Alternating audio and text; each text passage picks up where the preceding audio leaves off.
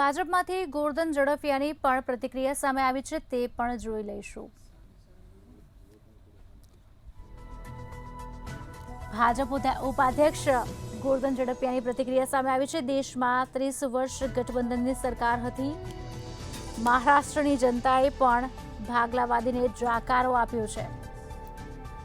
નરેન્દ્રભાઈના નેતૃત્વમાં લોકોને વિશ્વાસ છે તેવું તેમણે કહ્યું છે। કાર્યકર્તાઓની મહેનતથી ભાજપનો વ્યાપ વધ્યો હોવાની વાત સામે આવી છે।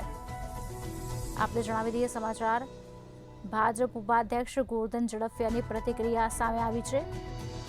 તેમણે જણાવ્યું છે દેશમાં 30 વર્ષ ગઠબંધનની સરકાર હતી। મહારાષ્ટ્રની જનતાએ પણ ભાગલાવાદીઓને જાકારો આપ્યો છે। નરેન્દ્રભાઈના નેતૃત્વમાં લોકોને વિશ્વાસ છે। કાર્યકર્તાઓની મહેનતથી ભાજપનો વ્યાપ વધ્યો છે।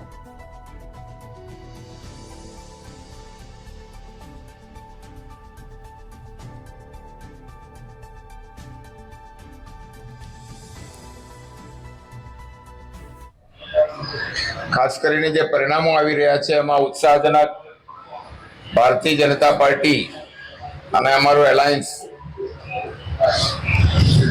મહારાષ્ટ્રમાં ક્લીન સ્વીપ કરી રહ્યું છે। અમે 2019માં 105 સીટ જીત્યા હતા, એનાથી પણ વધારે કદાચ બધા જ પરિણામો આવે તો કદાચ બહુમતીની નજીક એકલું ભારતીય જનતા પાર્ટી પણ થઈ જાય એવી ટ્રેન્ડ અત્યારે મતગણતરી ચાલી રહી છે દરમિયાન દેખાઈ રહ્યો છે। બાકીની પેટા ચૂંટણીઓમાં પણ મધ્યપ્રદેશ, રાજસ્થાન, ઉત્તર પ્રદેશ, ઇવન આસામ, બધી જગ્યાએ ભારતીય જનતા પાર્ટી ખૂબ સારું પરિણામ આવી રહ્યું છે અને હજુ પણ અડધી ગણતરીઓ થઈ છે। ગણતરી પૂર્ણ થતા કદાચ 3 વાગે ત્યાં સુધીમાં બધા જ પરિણામ આવી જશે અને ખાસ કરીને ભારતીય જનતા પાર્ટી આદરણીય નરેન્દ્રભાઈના નેતૃત્વમાં અને